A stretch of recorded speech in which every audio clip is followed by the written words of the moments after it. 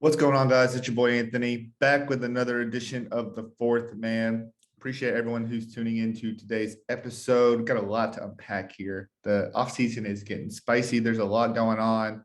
Just as a quick warning to the show, I'm going to just preface this real quickly. Bit the shit out of my tongue.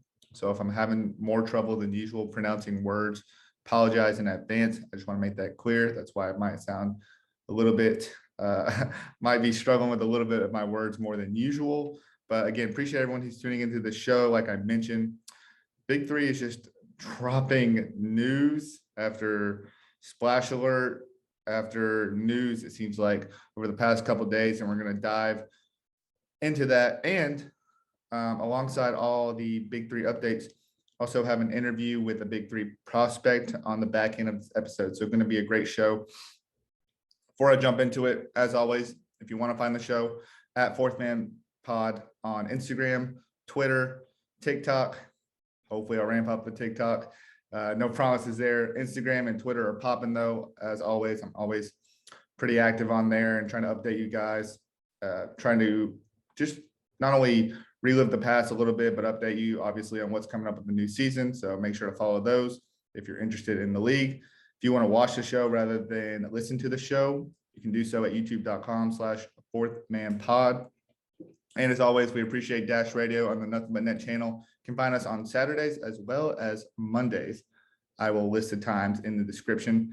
But yeah, we're also being given the opportunity to be on Dash Radio and the Nothing But Net channel on Mondays as well. And of course, you can find us on all your preferred podcast listening apps, Google, Apple Podcasts, and Spotify. Not sure why I started with Google, but that being said, let's jump into it. Let's start with the biggest news. The biggest news has to be about the recent news from the league announcing that fans will have an opportunity to have ownership stakes this season for the 12 teams. Pretty wild just in general. So the Big3 ownership, essentially the league has owned all these 12 teams for the first 4 seasons. As they get into the 5th season, it's the first time, I think, since the UFC, the startup professional sports league, has made it to its 5th season. So pretty big accomplishment there. Obviously, we've seen a lot of spring football leagues, startup football leagues over the past few years that haven't really worked out or panned out due to various reasons. And one thing that's been consistent every summer has been the Big3. And they've continued to be innovative and continue to make the league a little bit more splashy and interesting and bring new players into the mix and bring new ideas that other leagues are using. And once again, doing that with how they're going to divide their teams. I think really what they're going for here is just a little bit more fandom of each team rather than just the league as a whole. And I really love the idea. And now fans are going to have the opportunity to have ownership stakes through NFT collectibles for each of the 12 teams. It's really interesting because I was listening to Ice Cube on a podcast. I can't remember if it was Yahoo Sports or another one, but he was just talking about how he, rather than have a bunch of millionaires and billionaires, or maybe even these venture capitalist groups trying to pick up a team, more so now, anybody who has a little bit of money to spare, maybe a little bit in savings, maybe they're into the stock market looking to invest. Now's your chance to buckle down and invest into the Big3 as a league and be a part of, essentially have your own team in the sports world, professional sports team, to have a stake in that. I don't know how many which ways I can say it, but it's just so interesting. And there's some limited spots here. It looks like, I'm just kind of reading this from the website just to make sure that I'm accurate in everything I'm saying, but got 975 gold tier owners, which are priced at $5,000 respectively. And then they have the 25 fire tier owners at $25,000. So fire tier owners, maybe a little bit more of the people who maybe the doctors, the engineers of the world, or maybe if you're really good at savings, unlike myself, maybe that's an option you take. Maybe you go in with a group of friends, have a group of you guys own a part of the team. But the gold tier seems pretty manageable at 5,000 respectively, and really the benefits that come with it are pretty wild within here. It's kind of divided up into different groups, from ticketing to merchandise, experiences and activations. Have voting rights. You're going to have the opportunity. I don't think for all tiers, so probably not all 975 people of each team have voting rights, but probably those fire owners are going to have the opportunity to have a say in season and weekly player and coach awards, the player of the game week to be featured on CBS, voting on all-star participants, which, by the way, that's pretty cool because they just kind of like threw that in there a little bit, but that would be the first ever. This would be the first ever Big 3 All-Star game that the league has ever had in its history. So, kind of just throwing a little bit more excitement there casually. You get to do a lot of meet and greets with the players and coaches. You get invited to practice. I mean, this is pretty wild stuff. If the Big 3 goes public, you have the opportunity to get allocation of stock at IPO price, pre-purchase NFTs. I mean, this is pretty insane. Receive real championship ring. Looks like maybe there's a cost within there. Owners will have IP rights to team names and logos. I think there was something about if there's an expansion team, you'll have the chance to vote. You'll have super nice seats, backstage passes, VIP. I mean, you're treated like an owner. And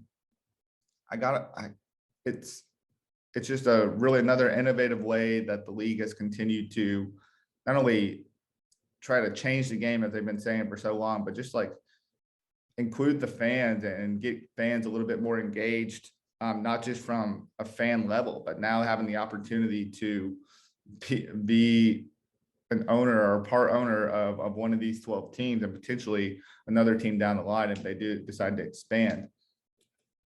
I'm very curious how this works. I got to be honest, as someone who loves this league, I'm hoping that this works out for the better. I'm not saying that this goes wrong or I know this and that a little bit better. It just seems like, I mean, let's do the math here. You got 25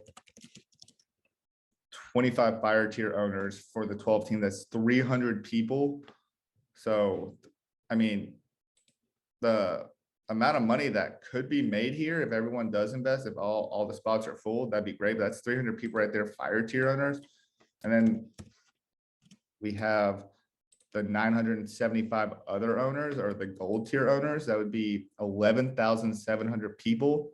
So in total, that's 12,000 people that are going to have a partial stake into a team. Now you're looking at this and you're looking at all the different benefits that come with it. And I understand that the 300 people compared to the 11,700 people are going to have more benefits than others. But I mean, availability to buy certain seats. Not 300 people aren't going to have great seats necessarily. You're going to get championship game owners, get hotels, and the winning team also gets weekend accommodations and amazing tickets to the All-Star game. Like tickets I see, hotels for everybody. I mean, just very high expectations. I'm not sure if they made more room for the league because they felt, they just wanted to have a little wiggle room. If maybe at the beginning, there's not a ton of people who are necessarily interested going all in on a team or maybe they already had some prior commits. It sounds like maybe players themselves can invest in the team. So maybe there's more to that as well. And maybe not just players in the Big 3, but players in the NBA or maybe NFL players, other professional athletes, celebrities. So maybe that's the idea.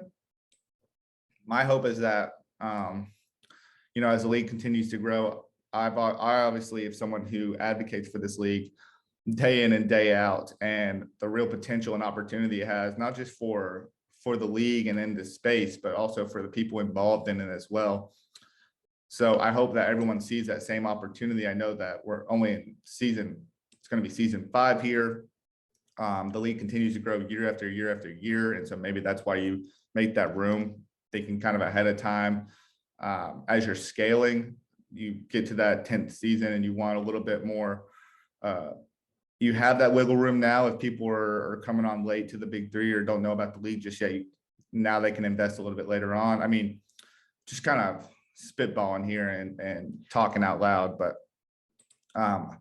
ultimately what I'm trying to say is I hope that this works out for I hope this works out in the league's favor and everything goes as planned and that expectations are set correctly up front. I mean, because again, this is a lot that's being offered here, and I don't know who gets what benefit necessarily, but I mean, definitely a lot of doable stuff. Don't get me wrong, even for 12,000 people. I mean, that's probably not even half the stadium and most of the arenas they play in.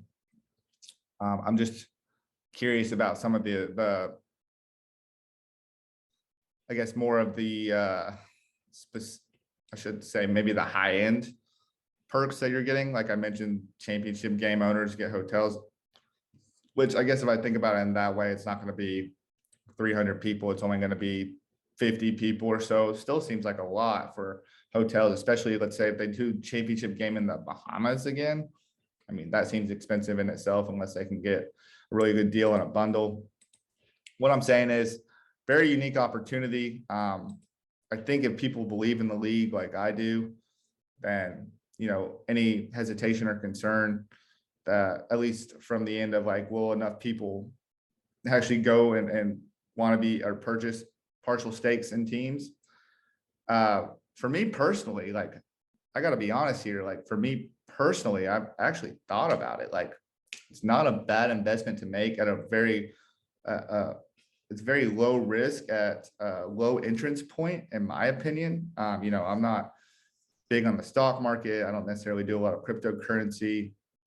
So maybe take my word for what it's worth, but to, you know, basically the way I look at it is that not a lot of professional leagues have made it to this point, or a lot of startup professional leagues have made it to this point, and not one hasn't done it in a very long time. To see one league be able to excel and get to this point already, and now you have the opportunity, maybe the only opportunity you might ever had. I don't know the leagues in the future, but maybe the first ever opportunity you've ever had, just if you're an average Joe like myself, to get in on a professional sports team at $5,000 or even $25,000. I mean, that's pretty, it's pretty cool. I don't think you're going to get another opportunity to take advantage of that.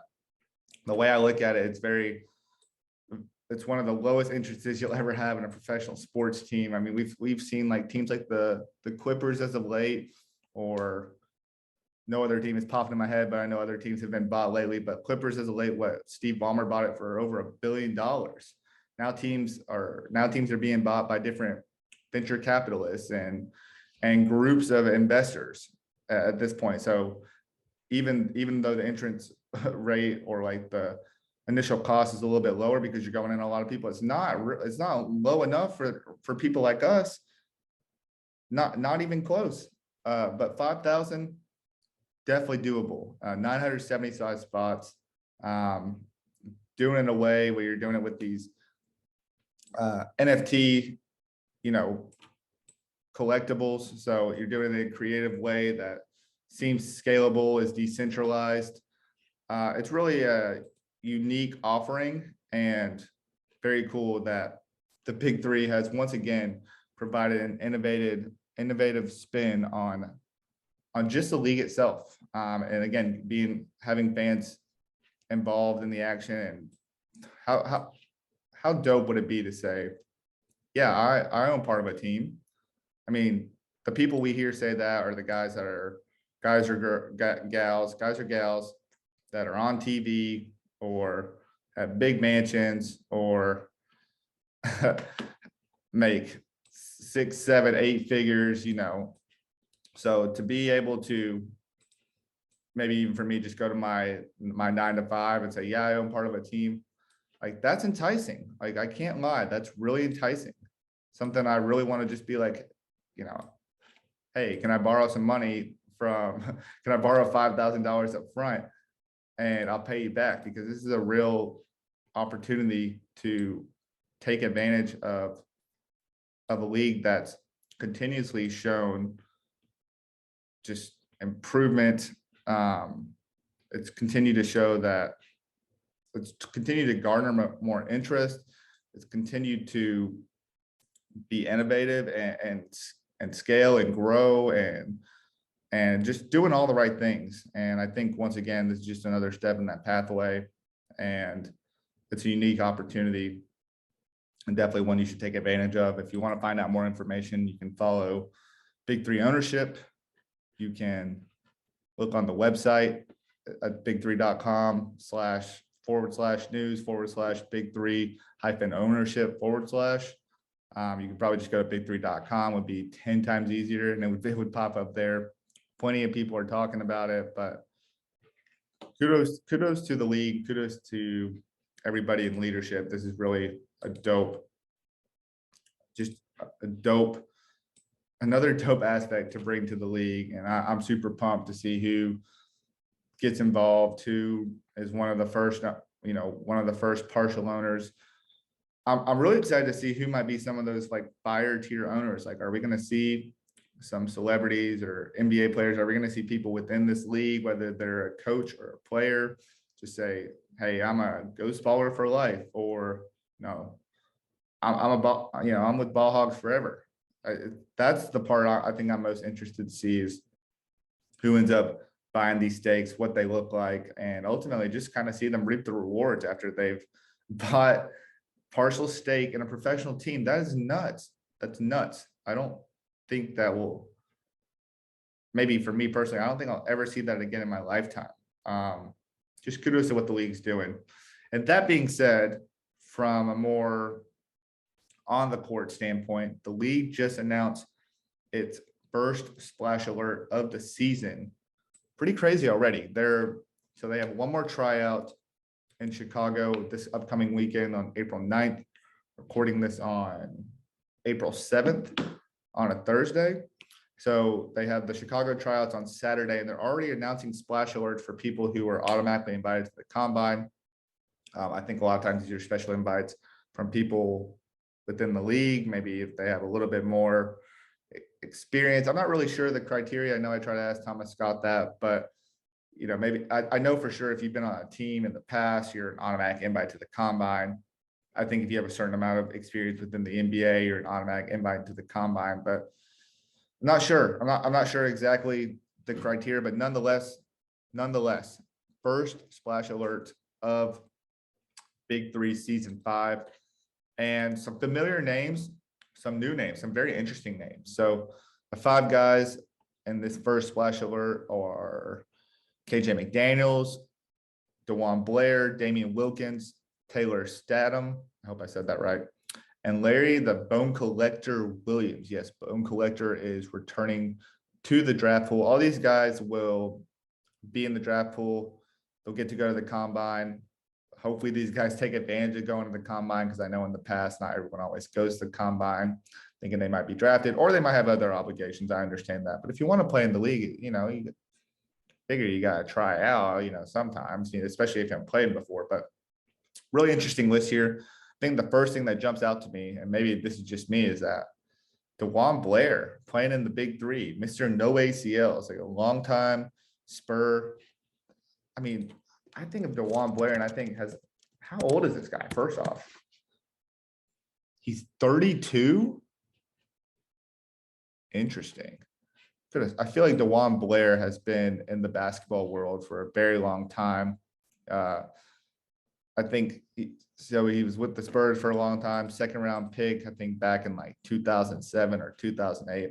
I know durability has always been an issue, and I know there was always concerns about him having no ACLs. He like tore his ACLs, and there was like no cartilage in his knee, but something about if his hammies were good, like he'd always be able to play. It's pretty crazy. But DeJuan Blair, only 32 years old, and now going to try his luck in the Big3. He last played for the Austin Spurs in 2018 and 2019 of the G League.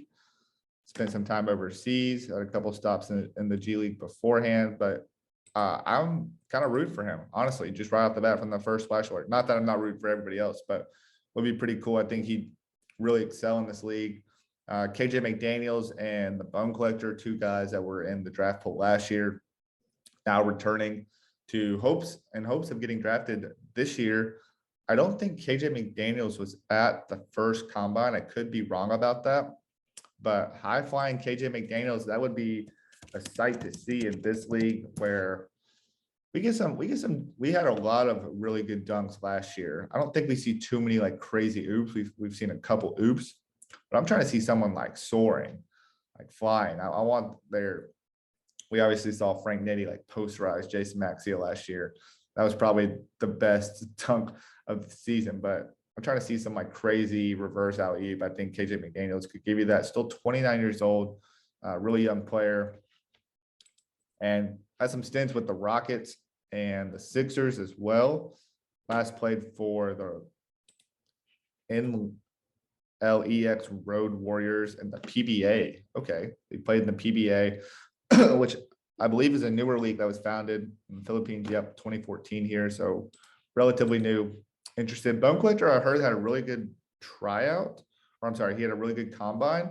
He just wasn't drafted, unfortunately, but obviously we know him from the N1 tour and know the kind of excitement he brings. You know, would love to see a couple ankles broken and the Bone Collector to scoop them up. That would be make some interesting waves on social media, I'm sure. He's always I think he was a big fan favorite last year, obviously, because a lot of people follow what he's done for a really long time. But it would be cool to see him play with some experienced players and just see what kind of show he could put on. Other two guys, Damian Wilkins, former NBA player. He last played with the Pacers, which pretty interesting. He got signed by the Pacers in 2018. I think that was the last team he played with. It looks like maybe he played for the G League. But before that, he hadn't been in the NBA since 2013. Played in China, played in the G League. It looks like he played in South America for a little bit, and then made it back to the Pacers in 2018. Not sure if he was a part of the team for very long. It looks like he played 19 games, but nonetheless, like kudos to him. Like that's got to be a grind, and to say after 5 years that you were able to make it back, despite a lot of people doubting you. Yeah, gotta give a lot of kudos to Damian Wilkins, now 42 years old. Interested to see what kind of game, or what his game looks like. He's the son of the 13-year NBA veteran Gerald Wilkins and the nephew of Dominique Wilkins. So the Wilkins name representing very mightily in the BIG3 draft pool. Best of luck to him at the combine as well. And then Taylor Statham, who looks like he played in the Division II with the University of California in San Bernardino. Not too familiar with him. 6'6" shooting guard. Another guy that played in the PBA. I think maybe he was drafted to the PBA, but there were some issues of him actually playing at the time. But I know for Taylor, that just initially what I've seen on social media is that very big presence on Instagram. He started something called the Statham Academy, which helps a lot of players build, excel, and grow their game.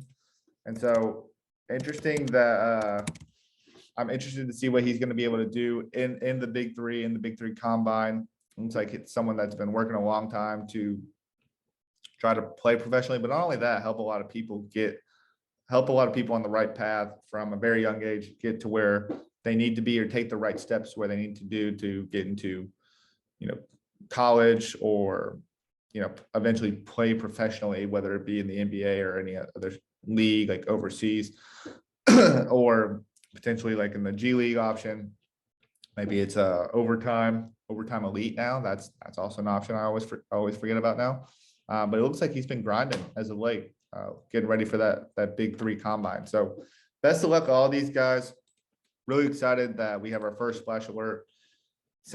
Seems like, again, it's April 7th. The league starts in a little over 2 months. We're already getting splash alerts, which definitely a lot earlier than last year, although I understand last year was more of like recuperating, getting back into the flow of things. But already getting splash alerts. Interested to see who else joins. You know that they always save the best for last. it's all the news I had today. Appreciate everyone who's tuned in up to this point. If you're still listening to the show, get ready because we got an interview with Victor Evans. He was one of the guys who made it one of two guys who made it from the Phoenix tryout, and pretty curious to learn a little bit more about him. Not as familiar with his game, but pretty wild story. He actually went to 2 tryouts. I'm going to ask him a little bit more about that and how that went about. Didn't even know that was a possibility, but hands down, one of the coolest tryout stories already. So we're going to get a chance to talk to him again. If you want to follow the show at Fourth Man Pod on all social media, youtube.com/fourthman to watch the show on YouTube, watch this episode on YouTube, as well as going to be dropping that series. Just recorded it, just in the editing process, but going to be dropping that series very, very soon that I've been talking about for the past 3 or 4 episodes and haven't delivered on yet. And also as well, appreciate everyone who's listening on Dash Radio and the Nothing But Net channel. Without further ado, let's get to our interview with Victor Evans. So today we're welcoming on Victor Evans. Victor played at Pierre College, Vanguard University, and most recently was selected to go to the BIG3 Combine from the Phoenix tryouts that the BIG3 just had. So Victor, welcome to the show. Do you go by Vic? Do you go by Vito? Victor good? Everything, man. Like literally all my friends and family call me different things. So yeah, but I'll answer to whatever I hear, really. All right, maybe I'll start with Victor, and if you feel like I'm cool enough throughout the show to call you anything else, I'll do so. But appreciate you joining the show. How's everything been? How are you feeling after, being selected to go to the combine and now just kind of like in the purgatory stage of like getting ready to go to the combine? Yeah, it feels good. I've been feeling well. Today I don't know where you're at, but I'm in California, so like Orange County area, it was like 100 degrees today. So, but yeah, but I've been good. I've been working out a lot. I took a little break after the tryout just because I actually sprained my ankle like 10 minutes in or something like that. Oh man. So yeah, the next day it was killing me. So I took probably like 4 or 5 days off, but then I've basically been nonstop since then. Interesting. Okay, we're going to get back to the sprained ankle part because you have a really interesting tryout journey. But want to start with your experience kind of playing in college. So you played at Pierre College. You ended your career at Vanguard University. What was kind of your experience the last year at Vanguard? I kind of read that you were maybe a little bit more seasoned when you got to Vanguard. So what was kind of your experience there? And what was kind of the main goal when you initially decided to sign there? Yeah, so like college-wise is a crazy journey. Like you said, I started at Pierce College my freshman year. I had a really good freshman year. I got selected to go to the Mullins Top 100 camp and things like that. And then my sophomore year, I actually transferred to Odessa College, which I don't know why, but Vanguard never put that in. So a lot of people don't know I went to Odessa College in Texas. Okay. And then after that, I ended up at Vanguard, and I kind of just chose Vanguard because it's a small Christian school, and I was really like kind of on my faith journey, trying to get closer to God and things like that. That's really the only reason why I chose it, because it's a basketball school as far as it's the biggest sport on campus, but it's not like a school known like to go to play basketball and then further your career in basketball. So I chose it just to get closer with my faith and things like that. And it worked out. I'm closer with God than I've ever been. I met my wife there. So life-wise, it was the greatest decision I ever made. That's awesome. That's really dope. And it's cool how things like line up like that, where you like pick a school for one reason and then you meet the love of your life, or you meet someone who's a business partner, whatever the case may be. Networking is a crazy world. So I'm interested because you said you went there more for religious purposes, but did you have intentions? I mean, when you went there, obviously basketball was a big focus still. Did you have, what were kind of your intentions when you went there? I mean, did you always have intentions of going pro after that, or how did that look for you? Yeah, my intention was always to go pro. Like the NBA was, it's always a kid's dream, but that was never like a huge goal for me. Like it was to make it to the league. I just wanted to do what I love and get paid to do what I love. And so I didn't, don't get me wrong, like Vanguard is a great basketball school. The year before 2 years before I got there, they actually won the national tournament for NAIA. So they're a pretty good basketball school. They usually have a pretty good preseason schedule with the Division I and stuff they play. For whatever reason, when I got there, we only played 1D1, but I had a great time, man. I met some great people, and then, but pro wise, of course, I still wanted to play overseas or something like that. Just it was always something that happened to where I couldn't go, or like things kind of fell out of no, it was just a lot of little stuff. Like even one time, I was started practicing everything, ready to sign, and then 2 of the sponsors of the team dropped out. So like it's been a weird journey for me as far as professional basketball.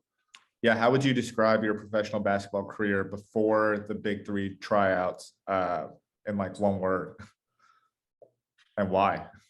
Almost there. Yeah, I've had like a lot of opportunities. I actually was leaving to go to Belize before the pandemic happened, and the pandemic just kind of ruined everything. That was going to be my first official year playing overseas.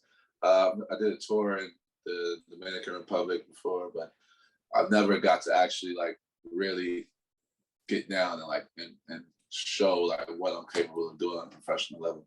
I play in the Drew League, stuff like that. Yeah, I've played in that since like 2014, I think. So I've been playing against overseas NBA guys for even before I was out of college. So right. So you've been playing against the pros, preparing, and a couple opportunities that didn't work out, which I'm sorry to hear about first and foremost. But then hear about the BIG3 tryouts coming up. I mean, first and foremost, did you know about the league? How did the BIG3 tryouts, like the opportunity, come to you, or is it the league something you've been following for a little bit? Oh yeah, so the BIG3, I knew all about it because one of my real close friends is Corey Maggette. So, oh, nice. That's a good person to know for that league. Yeah, it helps a little bit. Yeah, but so I knew about it from him. He actually, the year they won it, he runs camps out here in like a kids league, and I help him like coach and things like that with it. And he brought the trophy the year they won and things like that. So I got like pictures with the trophy. So then he told me literally like that same day, he was like, man, he said, you got to get into it. At that point in time, I think there was an age requirement, like you had to be a certain age. So I couldn't do it. And then I think the age dropped to where now I'm eligible to do it. So I'm trying my best to get into it now. Yeah, that's awesome. I actually got Corey's jersey right there. I mean, a replica of Corey's jersey. But we had Corey on the show very early in the podcasting career. He was nice enough to do it, and really good guy. Yeah, really good guy. From I mean, just the one conversation we had. So that's cool. And I think what's cool about the league too is like you're saying, like you were saying, the league lowered the age limit to 22. I don't think they're only trying to get younger to create more excitement, because obviously a lot of older guys in the league. But I think too, what's happened is some of the older guys have gotten, legit opportunities overseas, NBA and the G League wise, which and personally for me is the coolest aspect is now it's become more of a viable path to play on a big stage and get more eyes on you and see what you can do. Not just for bigger name players like Joe, who I think is most people who, when they think of the BIG3, they talk about him. I've seen a lot of guys who didn't necessarily have like a prominent name and have really starred in this league. Like some of my favorites are guys like Andre Owens and David Hawkins, not the biggest names, but guys that have followed out in this league and just kind of shown what they can do, which has been really cool. Themselves too. Exactly. So I kind of preface this at the top, but I didn't know this. I was on your Instagram, or I was scrolling through Instagram one day, I came across one of your videos. You're talking about a cool story and about some of the numbers that you've gotten from not just one tryout, but 2 tryouts. Yeah. Which is pretty crazy. I mean, so you try out in Dallas. What happened there? And then was it always your intention to be like, if I don't make this one, I'm going to another one? Yeah. So with the tryouts, I was gonna go to all of them until I got selected. That was the goal. I decided not to go to DC because it was such a long flight, and I just didn't, because I knew I was gonna go, I was gonna fly in, play, then fly right out. So I was just like, I'm not doing that. So yeah, I was gonna, and then the New York one, I was gonna do that one too. I don't know what happened to that one, but Me either. yeah. So I was gonna do all of them. I was me and Corey talked about it. He was like, yeah, bro. He said, honestly, the more you're seeing, the better. And then the Dallas one, when I flew out there, I flew in the night before. Didn't really get any rest because I was catching up with two of my close friends from high school. So I stayed with them, and we were up to like 2, 3 in the morning or something like that. But when I got there, I was energized just because of the excitement. I was energized. I got there. I got a really good warm up in. I thought I did enough for sure to make the All-Star team. My team had only lost, I think, 1 game. Literally, I thought we had like probably the most excitement going on. Me and actually one of my teammates made his name escapes me now. He did the podcast right before me. TK Adogi. Yes, there we go. Okay. He was on my team, and like just dunking everything. Like we were having fun. We had a lot of fun. One of my players hit like 8 4-pointers. Like so. Oh wow. I was when he was the only one picked from our team. I was shocked. But JD, he actually came up to me and told me, he was like, yeah, man, he said, I had you going to the All-Star game. Like I mentioned your name, but it just wasn't enough of us. And he was like, but keep your head up, blah, blah, blah. He didn't know this, but I was going to go to the next one anyway. So, yeah, so I talked to Corey after, and then he was just kind of like, hey, man, he's like, it happens sometime. He was like, we're just going to get you to the next one. And then we went to the next one.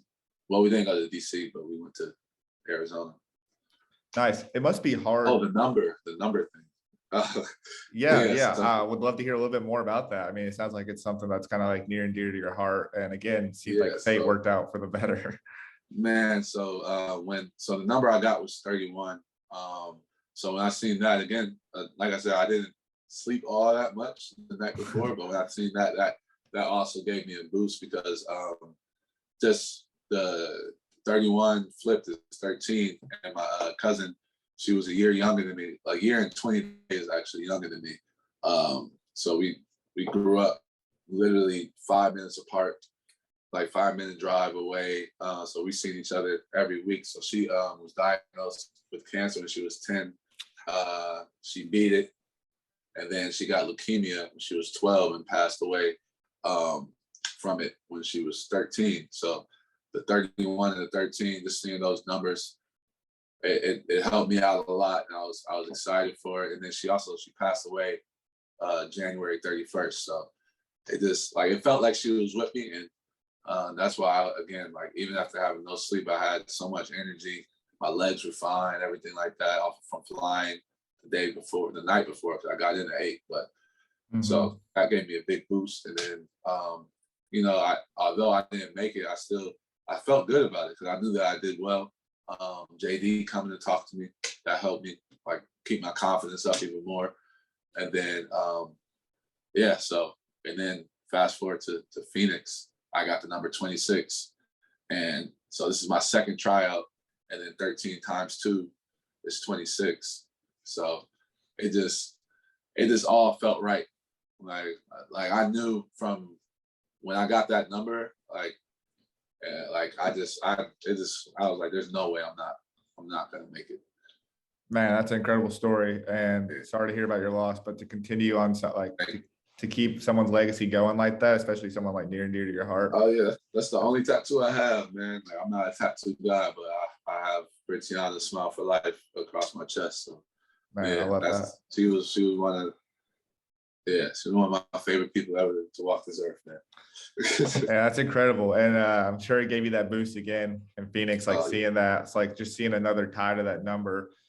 And in Phoenix, things obviously went well. You and Jerron Hopkins were the 2 dudes selected to, go to the combine. We were actually on the same team.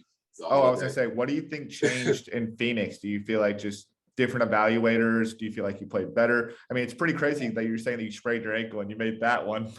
But yeah. So the only difference was in Phoenix, I knew what I was going into. So for some reason in my head in Dallas, I wasn't thinking that it was just going to be everybody from Dallas and Arlington at the Mm-mm. tryout. Like my head wasn't thinking that, so they all knew each other. So that first game, I really didn't touch the ball too much because they didn't know me, they weren't familiar with me. And then I actually texted Corey. I was like, man, every time I touch it, I'm making good things happen, whether scoring, assisting, whatever. And defensively, I'm playing good, but I'm not really touching the ball. He was like, hey, brother, don't worry about it. He said, just go out, play a game, you're gonna be fine. So second and third game is when I really started picking it up and playing well, because I realized if I get to half court first, I get the ball. So Yeah. as soon as the other team scored and they passed it, I was just sprinting the half court and going from there. And then I'm trying to get every rebound I can, things like that, because I'm a bigger guard and I'm pretty athletic, so I can get down there and jump with the best of them down there. So I just made sure, like, I just asserted myself and got to the ball. And then in Phoenix, I already had that mindset of, all right, I know I got to do this, so I don't have a slow start. Yeah, it must be pretty hard. Well, one, that's incredible that like you took advantage of the situation, kind of understanding this is what, you were ready, you were more prepared, which obviously, not everyone has that advantage necessarily, because they don't maybe have the dedication that you do, going flying from state to state, one. But what's also interesting to me too is that it must be hard for some of the evaluators to like have eyes on everybody, right? Like you said, JD really liked your game, but maybe it's just more so like, I think guys like Isaiah Austin or a Deion Glover who works with the league didn't necessarily see you as much. Do you feel like that played a little bit of a role as well? Oh, for sure. Definitely. In Dallas, it was a lot of guys there. Like Phoenix was really small compared to Dallas. Dallas, I think we played, it was 2 courts, so there was 4 games going on at once. So it was a lot more guys to look at, and we all had subs. Each team had subs, so it was a lot of guys in Dallas. So that's why I really, again, like my confidence wasn't down at all after Dallas, because I knew there was a lot of guys there. I knew I played well, and then JD came up to me and like, he went out his way to talk to me. I didn't approach him or anything like that. He went out his way. He was like, "Hey, man," he said, I wanted you in there, but they went with some other guys, and I was like, that's fine, man. I appreciate that. And then it was crazy. Isaiah Austin, he used to work out at my high school. Oh, nice. Back in the day, yeah. So I went up to him. I told him, I was like, man, I used to see you at San Bernardino High School, because my coach is the Compton Magic coach. And he was like, oh, well, we chopped it up about it. But anyway, this is another story. Well, what's crazy too is I think, I know TK told me on the last episode that he was on, he actually told me that everybody from the run, which is JD's pro run, actually went to the Dallas tryout. So now you're telling me how many people were there. I'm thinking, man, like at first I was thinking, man, it's probably like 10 or 15 people. Now I'm thinking it's probably like 20 to 30 people just from his run. At least 30, at least. That's nuts. Well, congratulations to you. Now you have an opportunity to make history. We had, obviously the Big 3 had the tryouts last year. They had 2 tryouts, 5 people from each spot. This year they're having 4 tryouts, I guess. Not 5, but 4 tryouts. I'm not really sure how many spots at this point, because they selected 3 people in DC and 2 people at the other spots. But the history that could be made here is that you could be the first player to go from tryout to combine and then be drafted. That is yet to happen there. So going into the combine, what are you hoping to showcase to some of the teams and coaches there? I think what might separate me is just my versatility on the defensive end, because I'm going to be able to guard, relatively all the wings and guards because of my size and strength and my athletic ability. And then I can also, if I get switched down on the big, I'm tough enough and strong enough to where I can dug it out a little bit and make it hard for them. So I think that's what I'm gonna do my best to show. And at the combine, because I know I can score. Scoring is easy, but I feel like everybody can score. Like everybody that's going to be there is going to be able to score. So of course I'm gonna go out there looking to score and show my passing ability. But I think defensively, I think that'll put me over the top. Yeah, I think that's major. I think just what we've seen in this league through the first 4 seasons is that there'll be some guys who are well known in the basketball world, but they don't always succeed in the league, and a lot of that has to do with defense. That and like bigs, I feel like are always like two people that are drafted, like versatile players, defensive or play well on defense, and bigs, I feel like are always like the most coveted. So yeah, that would definitely work in your advantage, I feel like. Uh, is your hope to play on the same team as Duran again? I mean, I know I'm not sure if you guys knew each other prior, but it sounds like you guys had a lot of success in Phoenix. Do you feel like Yeah, your we games did. worked We well did. together? Yeah, I think we both kind of are relatively the same as far as being able to do a lot of different things. Nice. And we both like weren't thirsty for the ball or anything like that. We kind of just we don't have the game to where we try to force anything. I think that's why it worked so well.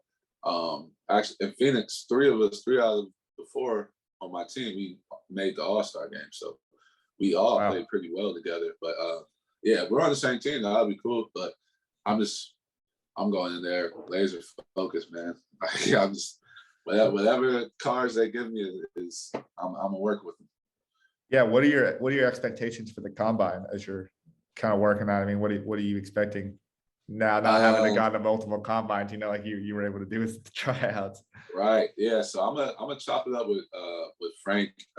Frank actually lives probably like 10 minutes away, like 10, 15 minutes away, Frank Nettie. Oh, nice. So I'm gonna talk with him. I get a chance to hoop with him a lot out here. So I already DM'd him. As soon as I got it, I DM'd him. I was like, hey man, like, let me talk to you about the combine. I think he was in like the first ever combine, I believe. I think I was like 2019. Yeah, Frank's journey is kind of interesting because I just remember there was like an alert that he was going to be in the league in the draft pool, and then like the night of the draft, you find out that he's actually going to be the co-captain because Al Harrington dropped. Yeah, So yeah, like his journey is dope, man. I followed Frank's journey literally from when he was in like kind of my position to where everybody knows he's good enough to be playing overseas, but for whatever reason he's not playing professionally. Yeah. And then he got a job in Canada, and then he just kept elevating from there. So I've been able to really see everything he's been able to accomplish, and it's amazing. It's super motivational, man. It's Yeah. I love stuff like that. Like that stuff like gives me an extra like kick. Yeah, same for me. I mean, like maybe not in the same front because I'm obviously probably not. Oh, actually, not probably not. I'm definitely not as good at basketball as you guys. But in the sense of like, if you really like stay laser focused, put your mind to it, like work at it, like anything can be, really possible there. And that like things like Frank's story or even your story, like just doing some of those things, like gives someone like myself a lot of confidence. It's really why I enjoy the league too, as well. Yeah, one thing that's going to be interesting, they just dropped the first splash alert today. 5 guys that are headed to the combine, guys like the Bone Collector, KJ McDaniels, DeJuan Blair. What are your thoughts about like going against some of those guys potentially, or some of those guys even being on your team? Man, I'm excited. But like I said before, like playing in the Drew League as long as I have, I've gotten to go against a lot of NBA guys and like top level pros. So I don't like stuff like that. Thankfully, I've been a part of stuff like that. So, and then I play for Meta's Drew League team, Meta World Pieces Drew League team. Oh, nice. So I get a chance to be around NBA guys, and then knowing Corey, he does open gyms out here. Like I've played with Coutinho a few times, so I'm not saying that I'm like used to it or anything like that, because it's still awesome to see those guys. But like, I'm prepared for it. Like I'm being on their team will help a lot because I know that I'll have guys that I can kind of lean on and play off the ball and show my shooting capability, because I know they're going to draw a lot of attention. So I know I'll be able to spot up and show that aspect of my game as well, which is something I didn't get a chance to do in Phoenix. I did get a chance in Dallas though, but at Phoenix not as much. So I'm excited, man. Whoever's on my team, I'm gonna pay attention to how they play and try to figure out the best way I can play with them, and as well as showcase my talent. So yeah, I'm excited to see who else makes the combine, whether it's from a tryout standpoint, maybe it's an invite. I'm not really sure the criteria you know, in the past it was like based off experience, and then it was like oversee experience. I know that like guys that have played in the league before usually get like an invite if they're not like a captain or a co-captain or on one of the winning teams. But it'll be interesting. There'll be like an influx of guys that we probably haven't seen before that'll be at the combine. So yeah, I don't doubt it. It's a good league, man. Like it's entertaining. As soon as I reposted the BIG3, what the BIG3 posted, somebody from my church texted me and was like, "Hey, like my aunt, she's like a huge BIG3 fan. She before the pandemic, they got in there. What are those called? The motorhomes, I think.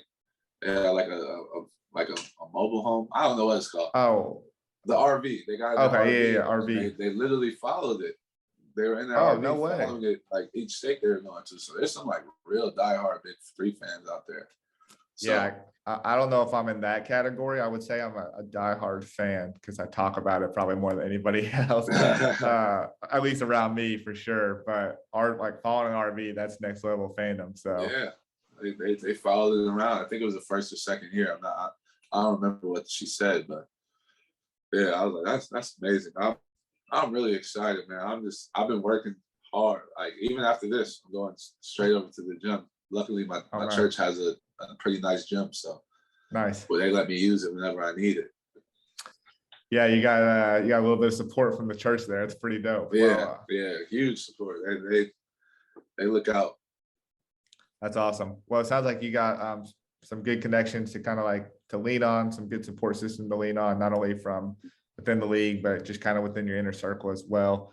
And really just, you know, best of luck to you. I appreciate you joining the show and kind of telling your story a little bit. And I'm wishing you the best of luck. It's been inspiring, and I hope you get a chance to showcase your skills to the max and hopefully get drafted. Oh, thank you, man. That's the goal. That's the main goal right now is to get drafted. Yes, sir. So, well, I appreciate the time. Go make history, and I'll talk to you later. All right. Thank you.